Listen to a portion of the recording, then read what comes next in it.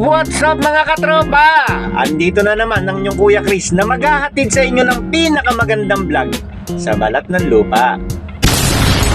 What's up mga katropa? So, ngayong araw na ito ay nagpunta ako sa Den Department. So, nagpa-refuel ako ng tank ng truck na to. So, ngayon, nearby lang kasi yung fuel doon. So, ngayon, nakakataba ng puso dahil meron tayong isang katropa doon na followers na paikot pa lang ako, kumbaga papunta pa lang ako doon sa site nila nakakaway na sa akin, namukha na kaagad ako. So, syempre bilang isang content creator, so, masarap sa pakiramdam na makakita ka ng isang katulad ni Madam na lang po tatawag sa'yo, ni Madam na talagang nakangiti siya, nakakaway. So, napakasaya po, napakagaan sa pakiramdam. So, yun na nga mga katropa, nung pagbaba ko ng truck, ayun na nga. Sabi niya, hindi ba ikaw yung content creator? Sabi niya, ikaw yung nagbablog. Kasi madalas kitang makita sa Saga, sa may dulo, sabi niya, nakaharap sa cellphone, lagi ka nagpapaalam, sabi niya. Ayaw, di ba? Sabi ko, ako yung vlogger na bibidyo lagi doon, sabi nga ganun. Tapos sumagot naman din yung isa na, yan yung vlogger doon, sabi nga ganun.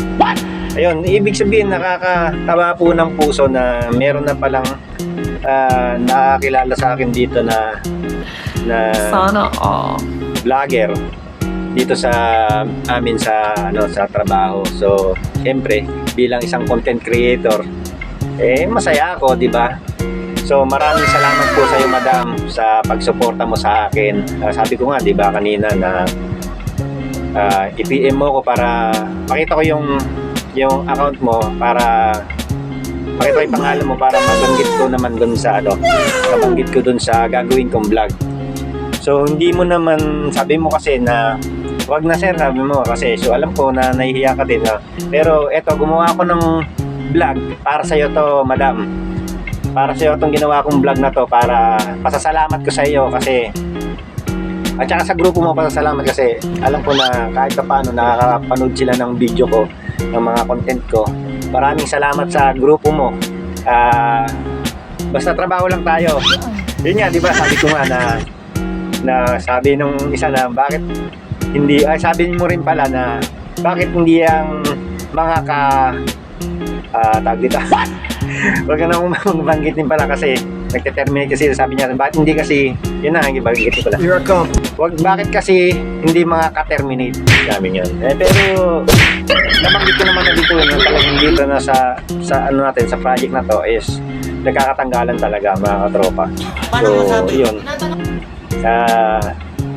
pero ganun talaga, di ba? Ganun talaga ang buhay, na wala namang permanent dito sa mundo.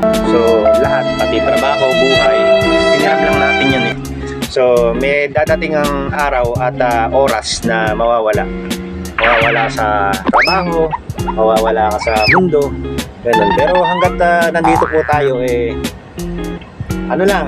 talagang trabahuin lang natin. So muli, nagpapasalamat po ulit ako kay Madam sa inyong pagsuporta sa Kuya Chris TV Vlog. So, God bless you, and sana mas lumawak pa yung ating pagkakaibigan, at sa mga tropa mo, sana suportahan din ako. So, maraming salamat ulit sa iyo, Madam. Para sa iyo itong video to, mabuhay ka. Salamat.